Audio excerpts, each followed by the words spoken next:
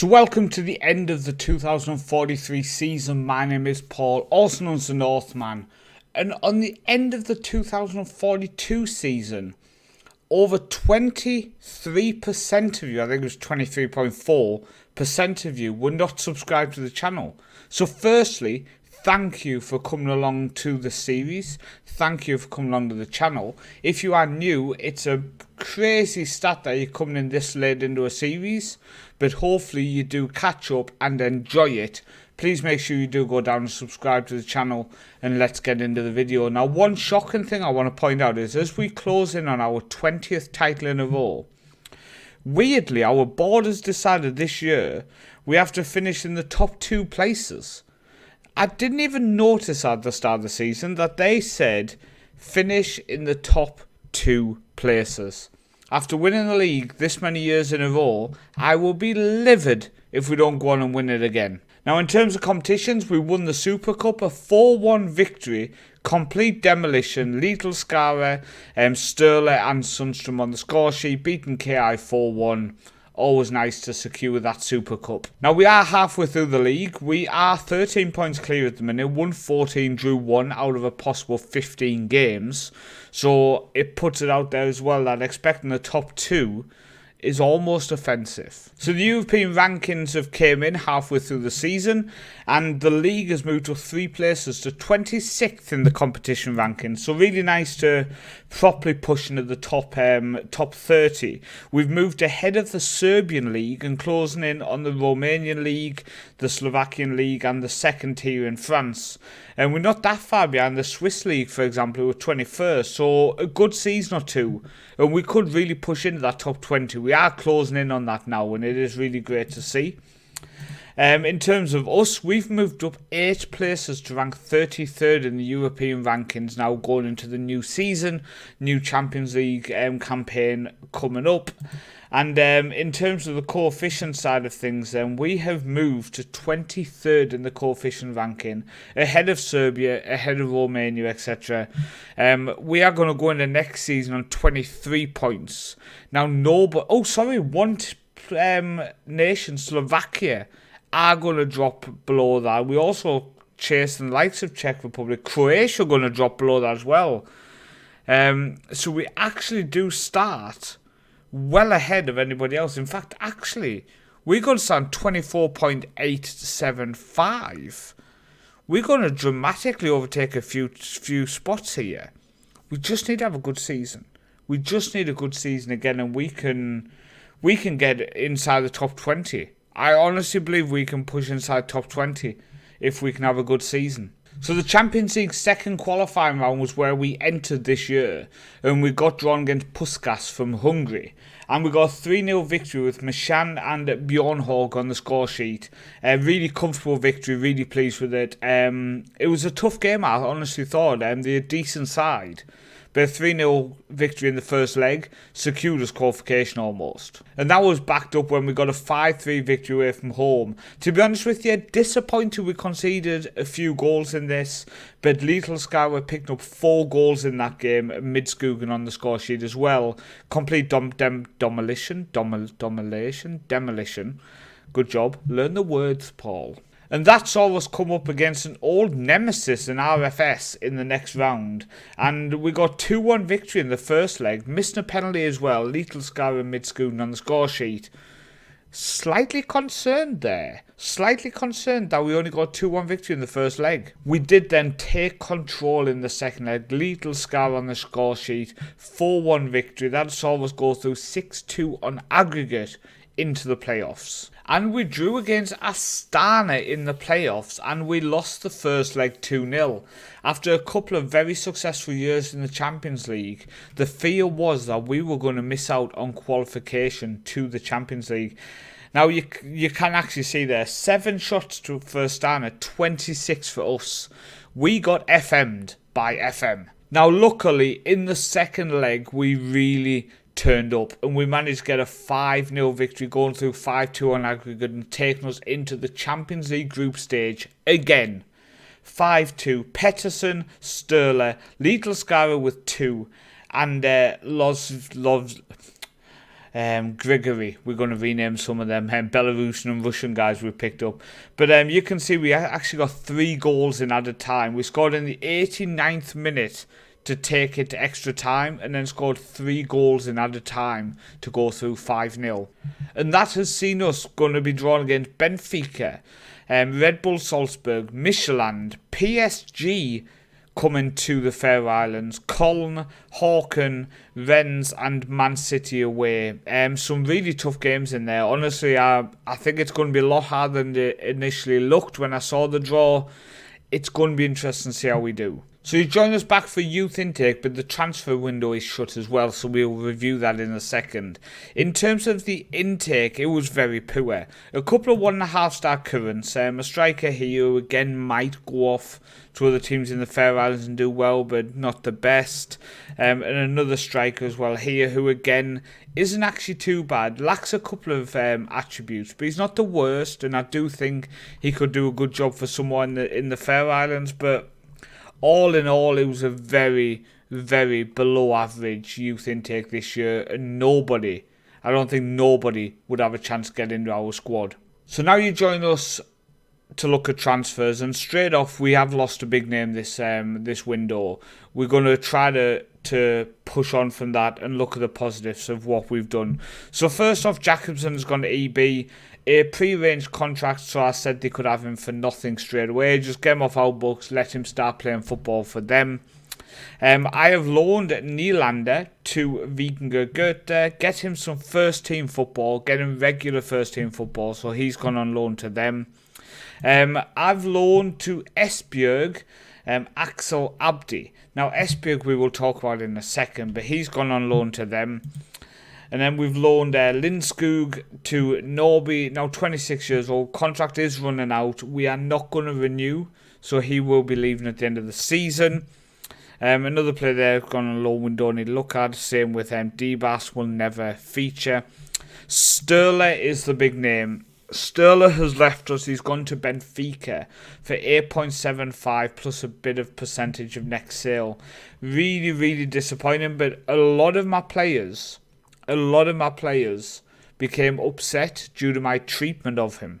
Even though we agreed, if anybody offers a certain amount, I will sell you, they decided they were upset that I was not letting him leave. So he's ended up leaving. We did make profit in the end. We paid 4.9. He was with us for just under 5 years, but I hope he becomes one of them players who comes back in the end. I really do hope that. One of my young defenders who I have a lot of hope for, Michael Madsen, has gone on loan to KI. Again, I wanted him to get football, going to one of the best teams in the division. He's going to be winning games. Hopefully he can continue to develop out there at KI. And also Craig Ebanks, who I brought in, I've let go on loan to Vesta with the potential of signing him. We paid nothing. I signed him with the sole idea that I would then move him on to another club in our league. And it worked very quickly. So we signed him for nothing. He's now gone on loan to another club in our league. So looking at players then we signed after the last episode. The first one is a player who was pre-arranged, was Basole, 18 years old, Ivory Coast. Has actually been capped twice by the national team since coming to us. I think he has potential to go for big money in a few years. We only paid 150k for him. Worth well more than that. Coming in obviously was that Craig Banks, again a player who I want to move on. Nzenze comes in. He is a left winger stroke fullback. Now, is he going to develop into anything special? I don't think so. But this is definitely one of them signings where I just think we can move him on for money in the future, and that was why I brought him in. And then we have made a big signing. We've made a big signing. I had to do it after losing Sturla, and I wanted to make a statement that people would be shocked and happy with. So we signed him for 10.5 million. We then, after 2 years, sold him to Porto for 10 million. He was then a regular for them, to be fair. And then we've signed him back for 10 million. Now, what I want to mention is we had a 50% of the next sale, so we only actually paid 5 million for him to bring him back. But now he's come back, he's hopefully happy to stay. He's one of them players who wanted to move on to bigger things, has now come back. Now, I said We needed a defensive midfielder. I said after Gonzalez left, I just felt we were weak in that area. We've now fixed that. I do think we're struggling in central midfield. Now, I do think Basole could become a top central midfielder to replace Sterling. But he needs a year. He needs a year to settle, and I think we're going to be weak in that position for now. And hopefully it doesn't damage us too much. And we do obviously have this Krapov, who we signed, this Russian who we picked up for 1.2. He could play that centre mid position as well, and he could do a good job. So we do have some players, but I just need them to grab this opportunity with two hands. So the league is over. After the last update, after 15 games, we all knew I was going to win the league. We actually won it with probably the most successful season, I would say, especially defensively. So played 27, won 26, drew 1, lost none, scored 102, conceded 4 goals all season. In 27 games, we conceded 4 goals. I'm just honestly delighted with the likes of that Pedersen who we brought in playing central defence this year. It's just really took us on to the next level, and I'm absolutely delighted, over the moon with what we've done to the team. So in terms of some awards and stuff to mention, 22 clean sheets for Munksgaard is a new record. Tenneber won Player of the Year, our right winger who we signed. His first season with us, winning Player of the Year, fantastic. Only 19 now. And Best Rookie went to Tenneber as well. Goal of the Year went to Madrigal, so fair play to him. Head Coach of the Year went to myself. Coach of the Year went to... Oh yeah, that went to me. Got praised by some people. In terms of the team of the year, Munksgaard, Meng, Pettersson, Midskogen, Tenneber and Lidl all got in it. Struggled down centre mid, but fair enough. Fair enough. So, goalkeeper of the year was Munksgaard, defender of the year was Meng, midfielder of the year Tenneber and Lidl won striker of the year. We cleaned up in terms of the awards. We did win the cup as well, a 3-0 victory over Vikingur in the final. Our B team actually made it through to the semi-finals where they came up against us. KI played Vikingur in the other semi-finals, so really pleased with that. Back-to-back titles after losing it 2 years ago to B36. Now I'm just about to play my 1000th game against PSG. Not the best team to come up against for your 1000th game in charge of AB, but you know. But while AB meet Faroe Islands on Tuesday, no. Title specialist Bram Ellison will celebrate 100 games in charge of AB. It will surely be a fitting moment for Ellison with this landmark event should occur in such a prestigious game. AB legend was born in 1987, which I was. That's not my actual date of birth exactly. He made 25 appearances for the national team. He's lifted 20 titles and winning 34 cup competitions. He's cultivated a successful playing style at AB, particularly with their control possession-based approach. And he has come in for plenty of praise for his tactical acumen of late. The most distinctive feature of Bram Ellison's control possession system is the emphasis on wide players getting into the box and creating chances for themselves. Ellison has earned himself a reputation for wanting his team to dominate possession and appears to be a great fit for the club's current vision at the stadium. It was my first non-playing role, and we just absolutely bossed him. We've actually won Head Coach of the Year 22 times.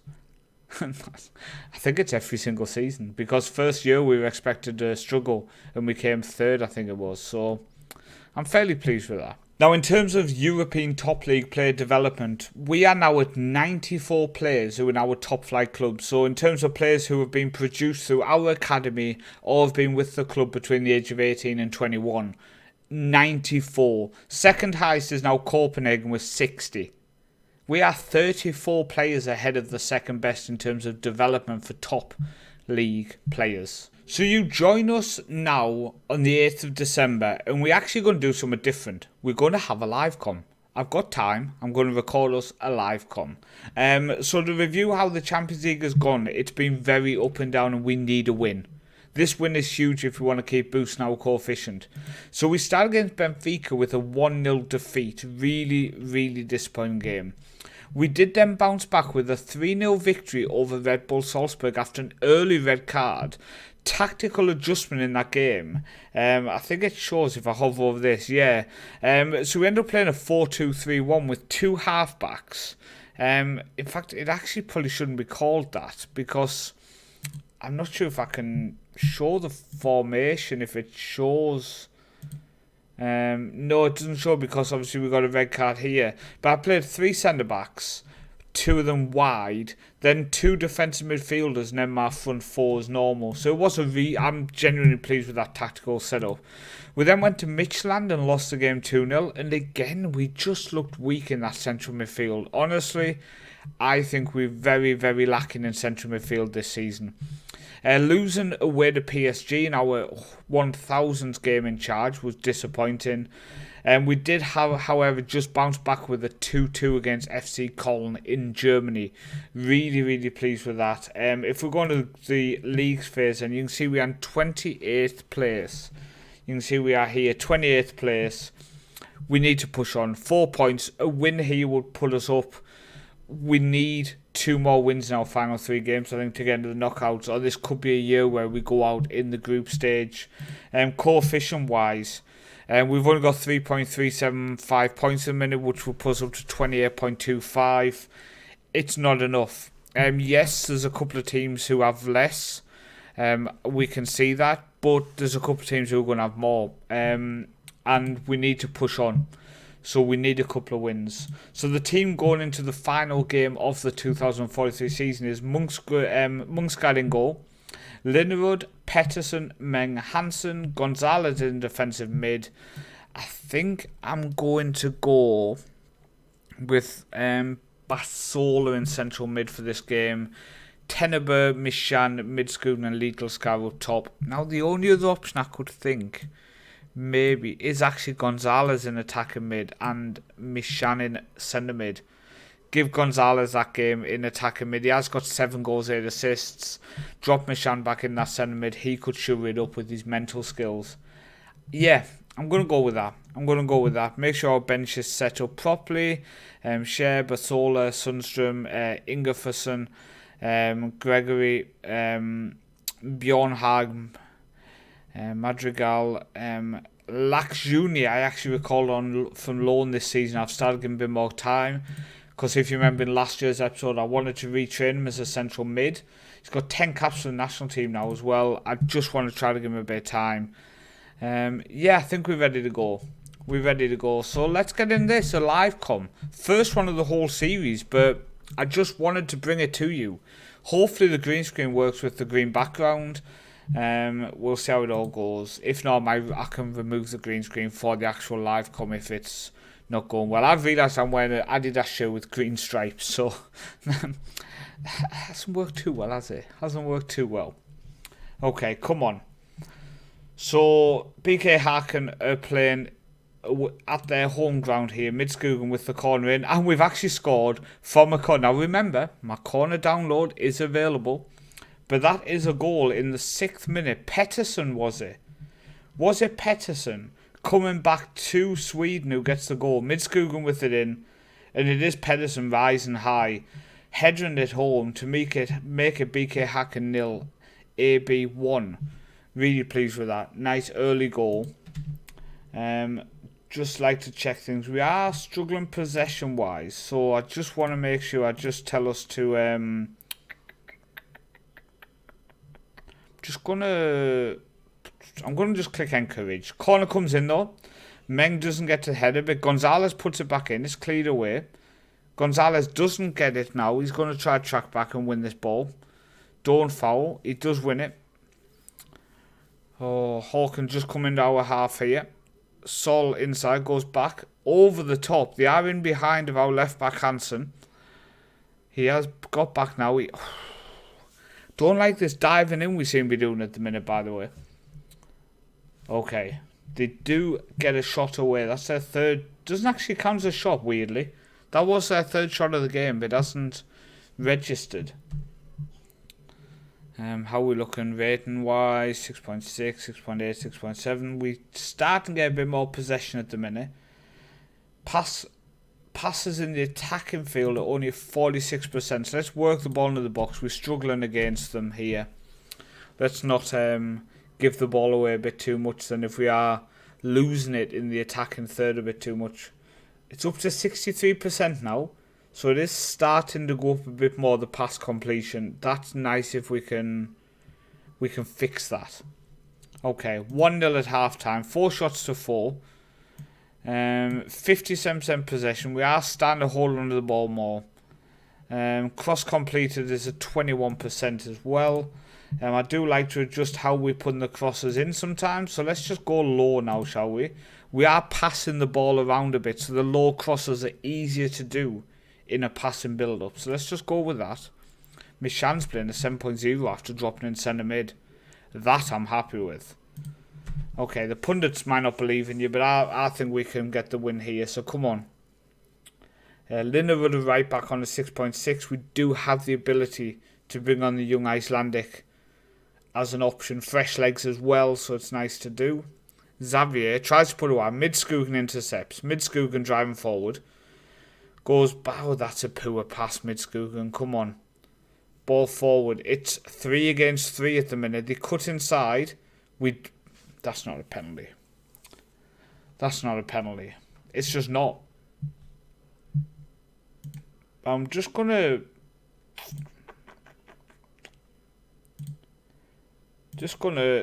tell Midskogen to wake up, because that was his error which cost us there.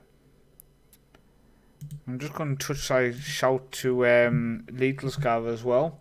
Individual shouts just to get them two going. Littlescar is playing 6.6. He is our goal machine. BK Hawk and I back in this 1-1 now. I think, yeah, we need to go attacking, because if we don't win, one of our last 3 games was Man United away, I think it was, wasn't it? Or Man City. It was a big team. The final game, The final game, I don't feel like we'll get a win. This game and Rennes, I think we were playing, I'm sure we can get points in. Yes! Goal awarded. I'm going to go positive. I do feel like we can control the game. Yeah, we need wins in these 2 games, I think, to get us into the knockouts. Right, there's a bit of time going. Penson's on a yellow, but he's playing 6.4. I'm going to leave him on. We're going to bring on Zoenga right back. And I think everyone else isn't playing bad. We've got Hansen at 6.6, but can't take off both my fullbacks. Well, I don't have enough people on the bench. Ability-wise in them positions. That's, again, issue when I've loaned out Nygaard to Vikingur Goethe. I feel like that was a mistake as well. This type of player I could have actually utilised in the second half of the season. But that's the issue, is trying to give players to other teams in my league. But sometimes you think to yourself, maybe I actually needed him. Right, okay. Zoega's on a right back. He can do a good job. He's a very talented young right back, so it's nice to bring him on. It's nice to bring someone on who's got the same ability. You're not making the team weaker bringing him on. Come on, there's some poor passes at the minute, team. We're struggling a bit here. Let's just encourage them, I think, more than anything. Right, Vesterberg coming forward for them. Whips it in back post. That was bounced off him and they've tucked it away. Was it offside? I don't think so. Going to remove the passing around and just tell them you need to actually get into this and win the game. But Littlescar is not doing it. So we're going to take Littlescar off and bring on Bjorn Hogg up top, because Bjorn Hogg's he's doing really well getting goals off the bench. Miss Shan is really struggling fitness wise. We need fresh legs in central mid. So I think Basol Krapov, I think he's just been at the club a little bit longer. I just have faith he could do something. Madrigal coming on in defensive mid. I think for now it's about getting them fresh legs to try to attack this. Mid-school off for Sundstrom as well. There's a lot of fresh legs coming on there to try to get us the win. I would like to just demand more or fire us up just as quickly as we can. We can do it now. We can go all out attack. And we can really up our tempo. I honestly think I know where we're wrong. We lack in midfield. When Sterler's gone, we don't have that playmaker. Yes, he didn't play a playmaker role, but he was like a playmaker. And we've just got a couple of other young players who have just not stepped up how he was playing. As Hawken almost got a winner there. Right, we're in the final minute of the game. It's very end-to-end, but we are going gung-ho at the minute, trying to get back into it. Ball over the top isn't going to work with Bjorn Hogg up top, to be honest. That's why I didn't go extra long. Ball forward, in behind. He must be offside. No, but Pedersen does get back and intercept. He was offside, okay. A draw here almost means we need to do something in both the games after the winter break, and I don't think we've got the ability to do it. I think this could be a group stage exit. I honestly think it could be a group stage exit this year. It's a disappointing game. 10 shots to 14, so we didn't deserve it. A bit more possession, better passing, completion in the end. It just... So that's another season over. Like I say, we've got 2 games left in the Champions League after the winter. It's Rennes at home, Man City away. And we need 2 wins in it. We need 2 wins, really. So I honestly think that's us done in the Champions League this year. 3.625 points now. We need a win against Rennes to maybe push us towards 4 points for the season. But it looks like a really disappointing one. It looks like it could be our lowest points of the last 5 years. Mistakes were made in the transfer market. I think we should have brought in another central midfielder. We do have one coming in, but he's more of a defensive-minded one. Sometimes you make mistakes. Every transfer window can't be perfect. Every player can't be a steal. Every decision can't be the right one. So in terms of the season, top goal scorer, Lethal Scarra picked up 47 goals in all competitions. He scored 32 in the league in 19 starts, so fantastic from him. Bjorn Haug picked up 20 goals in all competitions as well, 11 in the league. Just insane when you think about that. Both our strikers in double figures. 17 for Midskogen, 16 for Mishan, Tenneber with 13. In terms of assists, Midskogen with 19, 18 for Tenneber, Mishan with 14. We had a good year. We had a good season. I just think we're lacking someone in central mid. If we can improve that going in next season, I think we could be an absolute force if we can hold on to our players. There's a couple of players who still want to leave.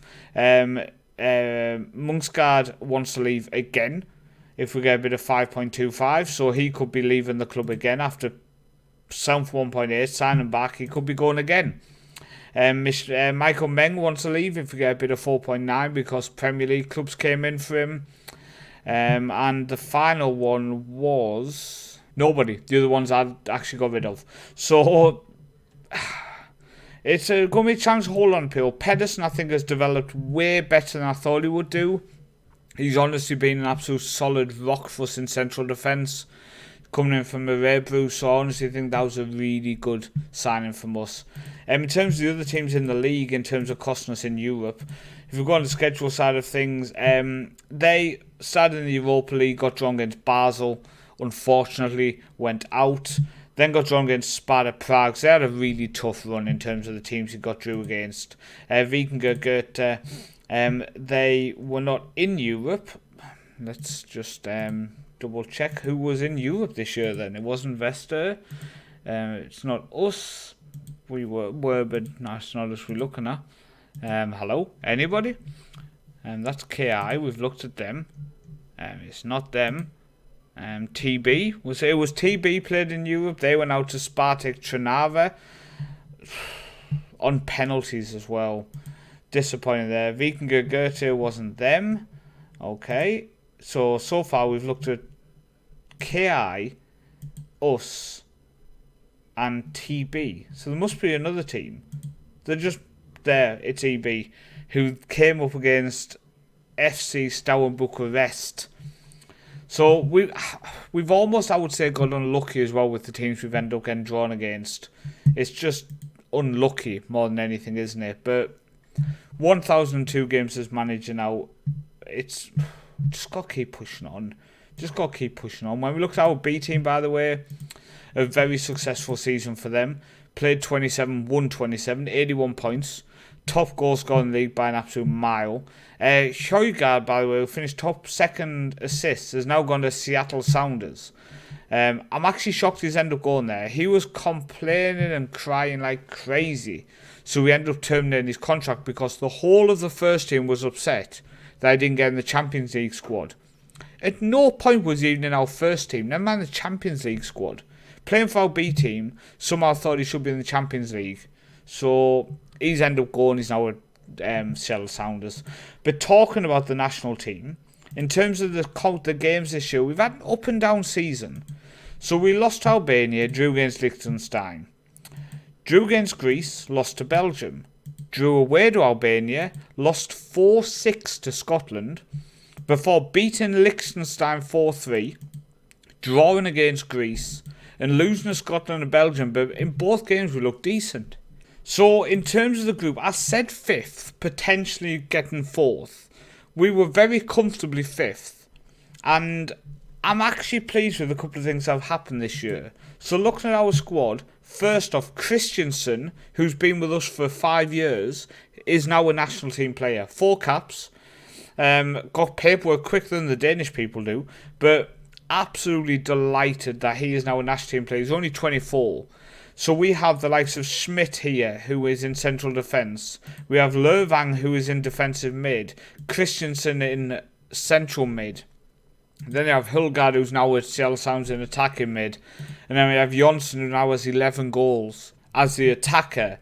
We are starting to piece together a decent team. I really am pleased with some of the players and how they are developing. That I think long term, now we stand to piece together 7 or 8 players who will be with us for the next 4 or 5 years, where before I wasn't sure who was going to be with us in the next season. I wasn't sure who was going to play where, how they were going to play, or what they were going to do. We're starting to piece together a team now, and yeah, I'm seeing light at the end of the tunnel, which I've said God knows how many times with the national team, but we're starting to see light. So let's just push on and see how things look going into next season, shall we? When we look at the players I'm probably going to use that season. But it's been a disappointing year in Europe. I think we can all say that. But let's look positive. Let's push on and see what we can do in the future with AB. I've been Paul, also known as the Northman. Thank you for watching this episode. Stay safe, and I'll see you next time.